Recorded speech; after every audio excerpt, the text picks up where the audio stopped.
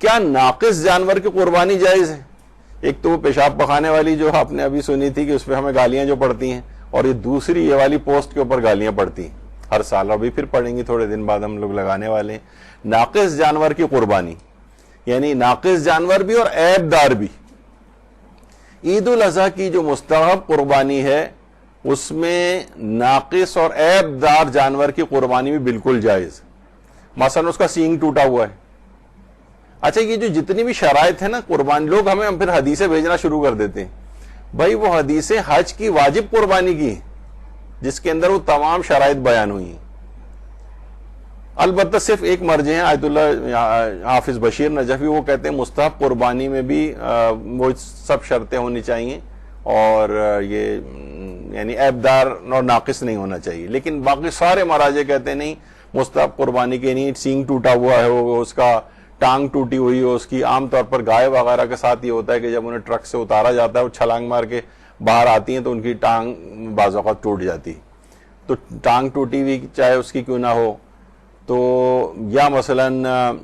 خصی ہو وہ جانور، ایک عیب شمار ہوتا ہے اس کا، تو یہ تمام اگر اس کے اندر نقائص موجود ہیں، اور یعنی جو میں اپنے الفاظ میں کہوں کہ اگر وہ مثلاً وینٹیلیٹر پہ بھی جانور ہے اور جو ہے وہ زندہ ہو تو وہ باقی سارے عیب بھی اس کے اندر پائے جاتے ہوں تو وہ مستحب قربانی کے لیے کوالیفائی کرتا ہے۔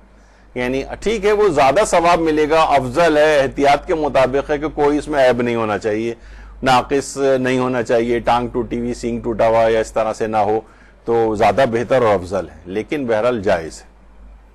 یعنی بے عیب قربانی کرنا جانور کی وہ تو افضل ہے، لیکن عیب دار کی بھی قربانی کرنا بالکل جائز ہے، اور آقا سیستانی نے پھر وہ سارے عیب بھی جو ہیں وہ بالکل کہ اندھا ہو، لولا ہو، لنگڑا ہو اور خصی ہو اور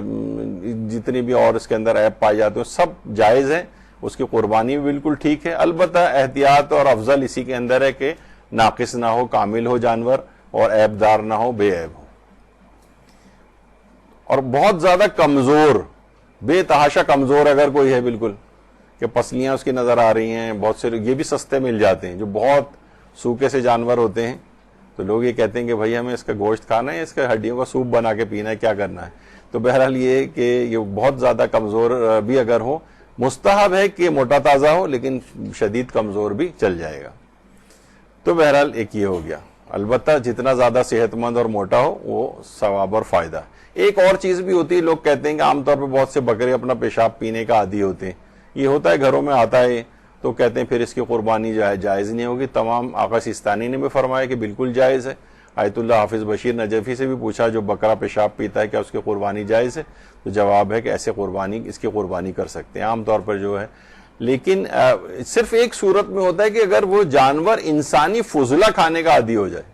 انسانی فضلہ سے مراد یعنی فیکل میٹر جو ہوتا ہے پخانہ، انسانی اتنا وہ کھائے تو پھر اس کو خاص طرح کا اس کا استبرا کیا جاتا ہے، کافی عرصے تک اس کو کھانے سے روکا جاتا ہے یہ چیزیں، تاکہ اس کے جسم سے اس کے اثرات وغیرہ نکل جائیں، پھر اس کے بعد اس کی قربانی کر سکتے ہیں۔ تو بہرحال اگر کوئی شخص یعنی اور کوئی نجاستیں کھا رہا ہو سوائے انسانی فضلے کے، باقی اور کتنی بھی نجاستیں کھائے اس سے اس کا گوشت حرام نہیں ہوتا ہے۔ بہرحال ایک بیچ میں ایک بات آ گئی کہ یہ بہت سے جو بکرے ہیں وہ اپنا ہی پیشاب وغیرہ پی رہے ہوتے ہیں، تو بہرحال ان کا گوشت حرام نہیں ہوتا، جائز رہتا ہے ان کی قربانی۔